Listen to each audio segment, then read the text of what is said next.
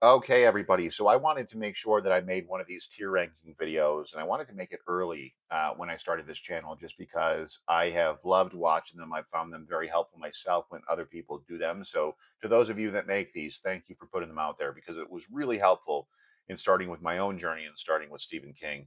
And I hope it's helpful to you.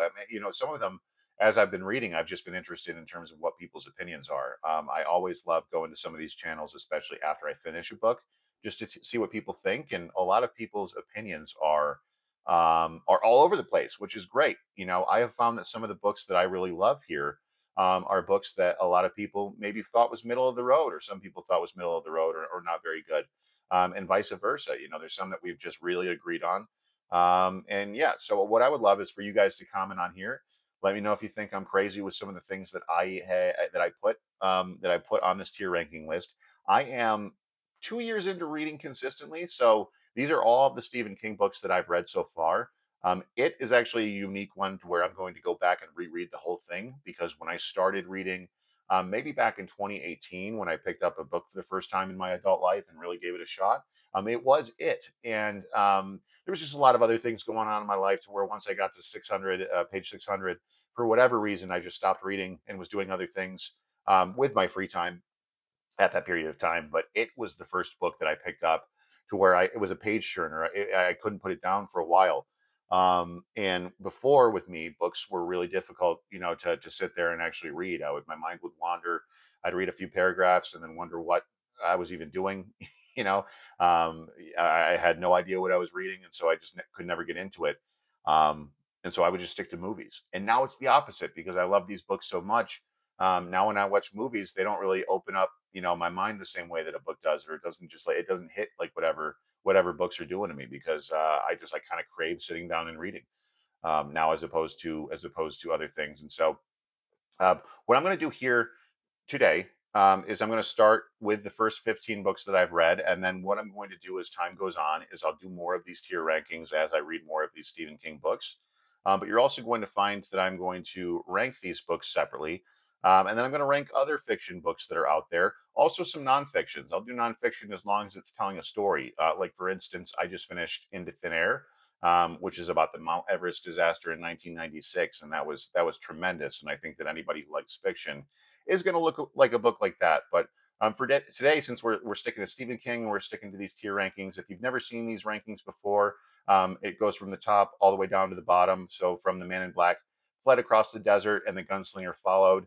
I think was one of the best quotes that a book has ever had as its first line, all the way down to "You ain't no good guy," like from The Stand. Um, okay, so The Shining is actually the first full Stephen King book that I've ever read, and I think that actually that belongs down in the second category. I meant to put it there. Not quite the top category, and the reason being is that while The Shining is great, and I think it's better than the movie, even though the movie is great too, the movie does a good job in terms of what it's supposed to do, highlighting the horror side of The Shining book. Um, it misses so much of the background on Jack Torrance and why his family even has to be at this hotel in the off season in the first place, and why he's so susceptible to being manipulated by the ghosts of the hotel. So I think that there's a lot of heart that is in The Shining that is missed in the movie, and that's one of the reasons why Stephen King didn't like it. The reason why The Shining, though, is not going into the top section, a lot of people might have thought that it would go towards the top, is just by the end of The Shining, by the end of reading it, I was ready to move on to something else. I think that there's some parts of this book that drag a little bit. It is a little bit too long for what it is, I think. But overall, it is iconic, and I really really enjoyed it. And just the lore of The Shine is amazing, and it pops up in other books. And so I'm grateful for The Shining even being a thing. In fact, it brought us to Doctor Sleep. Without The Shining, we wouldn't have the sequel, which is Doctor Sleep. And Doctor Sleep is one of my favorite Stephen King books. I love the book so much. I love the story. I think some people were expecting that because of the fact that it's the sequels to The Shining, that it was going to end up being part two of The Shining. And that's just simply not going to be the case with this. Doctor Sleep does take it in a unique direction. I think that the antagonist group, the True Knot, that's in Doctor Sleep is phenomenal. And again, the movie is just so good too. It's one of the best Stephen King adaptations that I've ever seen. I absolutely love Doctor Sleep, and I think that The Shining and Doctor Sleep together as a story is just tremendous. Feel free to read it back to back. If you're one that likes to let a story sit for a little bit, like I do, then read The Shining and then read a few other books and come back to Doctor Sleep. but overall, tremendous group of stories right there. Um, Moving on, let's talk about another book that I had as one of my first Stephen King books, and that's Salem's Lot. And Salem's Lot is going to go to the top because Salem's Lot is one of those that, yes, it's one of those iconic titles, but also it's just so good. I mean, Stephen King does such a good job of writing small towns. A lot of times he's writing about small towns up in Maine. A lot of times they're at least in the Northeast, sometimes in the Midwest. But Salem's Lot is really great in terms of reading about a small town, feeling like you're part of it, knowing all of the characters, and then seeing those characters in this town start to, as we can say without making spoilers, disappear in a way. And if you're into vampires, if you're into stories like that, and you want vampires that are, blood sucking vampires, not the ones that are sparkly and romantic, then this is going to be the one for you. Salem's Lot is amazing. I love Salem's Lot. That's the first one that I'm going to put at the top there.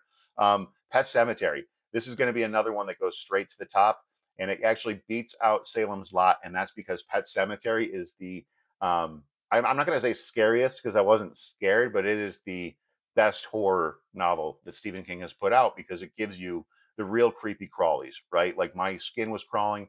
I had to set it down for a second and sit there and be like, what in the hell did I just read? I would get up, I would pace around my apartment. If you're looking for a book that's actually going to make you feel something, and that something is like, oh my God, I'm never going to be the same. And if you're looking for a first Stephen King book and you want to experience his horror side, because he's known as a horror author, but a lot of his horror stuff was back in like the 80s when he started, the 70s and 80s when he started out. He's got a lot more books out there that are not horror. But if you want that horror side of Stephen King, definitely start with Pet Cemetery. I think it's the best one that he's made in that category. I think about it all the time, and I recommend it to anybody who's just getting into him. In terms of keeping it in the top category, let's go with The Stand. Okay, The Stand is the best book by Stephen King, hands down. I think in terms of what I've read, in terms of what obviously he's written. It's one of his 1,100 plus page books. You've got The Stand, you've got It, and then you've got Under the Dome, which are his big tomes, right? And this one is not a disappointment. This one is again the best book, probably the best book that I've ever read, just in terms of the character development. You could be reading about this certain group of characters for 200 pages, and then it moves to another group of characters within the book, and you forget about that first one until it loops back and starts talking about them again, and they all start to connect in different ways. And it's almost perfect. This is one of those books that Stephen King has where the ending is, there's disappointing parts of the ending. There's one part that I was really upset with when I was reading this. But as I've been thinking about it as time has gone on, I just, whatever. What was he going to do with it? And then also the last 200 pages of the book was just brilliant and just made up for it. And not my story to tell, so can't get that upset when the ending isn't what I want it to be because it's not, again, not my story. Um, but in talking in the spirit of that and talking about that, let's talk about Needful Things, because I was talking about how much I liked the small town vibe that he writes about, and he does that in Needful Things. And when people were doing these tier reviews, and I was watching them, people were putting this towards the top, and they were talking about how he did the same thing that he did with Salem's Lot, but almost better, in the standpoint of talking about a small town and the chaos that shows up in a small town. And don't get me wrong, I mean, this is in the middle category because it's still good. It was an enjoyable read, but I just think that I got in my own way with this one because I was so amped on it. I was so excited, and I think my expectations were a little bit too high. And I just was very disappointed by the ending. I thought it was very corny. So Needful Things is actually going to be middle of the road for me. And then Revival is going to be the same. Revival is one. It's not one that I was oversold on, but it's one that I was really liking during the entire read. It's really cool. It's about this kid who's 6, and you follow him into his 50s and 60s, and so you're following him throughout his life. And he does a great job of writing about childhood, and then some as you get older, having regrets from the past, and just when your life is hard as an adult, you start thinking about different things and where your life has been and how your life had gotten to where you are now. And then just grief and loss, and there was just so many different cool themes that were going on in this book. And then the ending was just goofy. And actually, the theme of the ending for this one isn't bad. A lot of people get a little wishy washy on the end of Revival just because they were hoping for some sort of a happy ending. This is not a happy ending book, and that's not what I'm upset about. I actually think it not being a happy ending is perfect for what this is. And what he overall was trying to go for with the theme of it, I can understand. But I don't know. I think that with the way that he does it and presents it, the things that the characters see, without spoiling it, it just stupid. It just was goofy. I didn't like it. It brings it down to like the middle of the road because I enjoyed the actual read of the book so much, but it just knocked it down a peg. Because I would have had it in the hope is a good thing category. Okay, same, and let's go with the same type of vibe of I guess we'll say disappointment from the sense of reading a book that you're really enjoying the entire time and then the ending kind of being weird and pulling it down a peg because I think later could actually be in the top category. I think that the hard case crime novels are super cool. This is the first one I've read by Stephen King, and I really liked most of it. It's this really cool ghost story.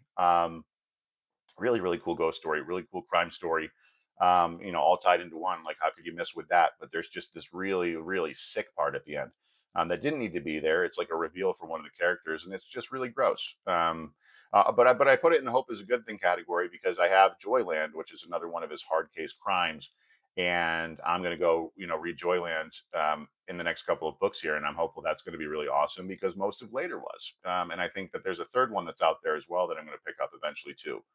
Um, let's go with the gunslinger. So the interesting thing about this is um, the gunslinger. I have the quote as like the best quote I've read out of a Stephen King book, but I think that this belongs in the sometimes dead is better category. And that's just simply because the gunslinger is confusing. A lot of people say they have no idea what's going on in it. I also have no idea what's going on in it. I think it's very important to read if you're going to continue on with the Dark Tower series. A lot of people say that if you're going to be reading the Dark Tower, that you can skip the gunslinger if you are worried about that because they don't want you to miss out on reading the whole Dark Tower. But I just think that it's completely necessary because the second book here, Drawing the Three, which is also going to be thrown in the middle of the road category, is also extremely confusing. And if you don't have the foundation of Roland, the main character, who is the gunslinger, then you're going to have no idea who he is and what's going on in Drawing of the Three. And Drawing of the Three is a pretty confusing book as it is as well. With the Dark Tower, I mean, with a lot of Stephen King, but especially with the Dark Tower, I just had to decide to, everything that I know about the world and the universe, I'm just going to forget. Um, but it just, again, this is one of those books where I was like, should I continue on with the Dark Tower series? There's like 9 of these books, I think, maybe 7. I can't remember. I have them on my shelf. But anyway, there's something about the Dark Tower that just kept, pulling me towards like continuing on because I know that overall, when people rate the entire series, it's very high, even though the individual books themselves are kind of all over the place and some of them are middle of the road. And I'm happy that I continue on because The Wastelands was just really good. And it didn't start out that way. But halfway through the book, I was like, okay, I think I'm going to continue on with this catet. I think I'm going to continue on with this series. I want to see what happens with them. I love Blaine the Train. I love Charlie the Choo Choo. I like the city that they end up in towards the end. And so the latter half of the Wastelands really saved the Dark Tower for me. It ended on such a cool cliffhanger that I started the next one, which is Wizard and Glass, and read the first 200 pages because it basically was like wrapping up what happened in the Wastelands. And so Wizard and Glass, I'm going to be excited about because a lot of people who rank books like Bag of Bones, which I'm going to put at the very top here, and I want to talk about in a second. But people who rate Bag of Bones, excuse me, people who rate things like Bag of Bones high, also like Wizard and Glass, to where the people who don't necessarily seem to like books like Bag of Bones as much, also don't really seem to enjoy the type of book that Wizard and Glass is. And I think that when it comes down to what I look for out of a Stephen King book, I think I just gravitate more towards those like literary, longer, maybe a little bit slower type books. And Bag of Bones is one of those that I don't find it to be slow at all. It's just some people feel like it is. I think it's a tremendous ghost story. I think it's really cool. And one of the things that I really like about it is the fact that not many people have heard about it. I had never heard about it before and I enjoyed it quite a bit. It's actually been my favorite Stephen King book, even though The Stand is the best book I've read overall. I know that might not make sense to people, but Bag of Bones is just the one that I enjoyed the most. I really love a good ghost story, and I think that one crushed it. And then talking about another one in the same caliber, Duma Key is one that goes straight to the top. I love Duma Key. I think about this one like I think about Bag of Bones. I think that it's one that a lot of people haven't really heard of too often, but it's a tremendous ghost story. It's also about loss. Just like Bag of Bones is about loss, it deals with those types of themes.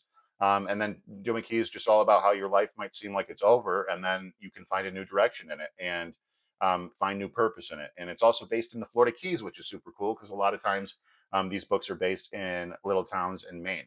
Okay, so two more books here. Again, it is not going to go on here just because of the fact that um, I haven't finished it and I have to go. I'm just going to go back and reread it, and I'm going to do that this year. So I just have it on there to have told that story about how it's the one that started me on all on this reading journey. But next is going to be the Shawshank Redemption. Okay, and actually the title of this is Rita Hayworth and Shawshank Redemption, and that goes straight to the top as well. Not a novel; it's a novella, but I gifted this to a lot of people for Christmas last year. I think it's a great story about hope. It's really short, so if you're looking to get into Stephen King, you don't necessarily want to read one of his horror novels like Pet Cemetery. Like if I described that and that just terrified you, and you're like, that's not what I'm into at all. Try Shawshank Redemption. I think Rita Hayworth and Shawshank Redemption is such a great title. I get why they had to change it for the book. I mean, for the movie. But just such a great story about hope and not giving up. And it's one of these unique things to where because it's a novella, the movie did such a good job of just expanding on a lot of different things. To where if you're the type of person who likes books more than the movie, this might be one of those unique ones where the movie just completely complements it.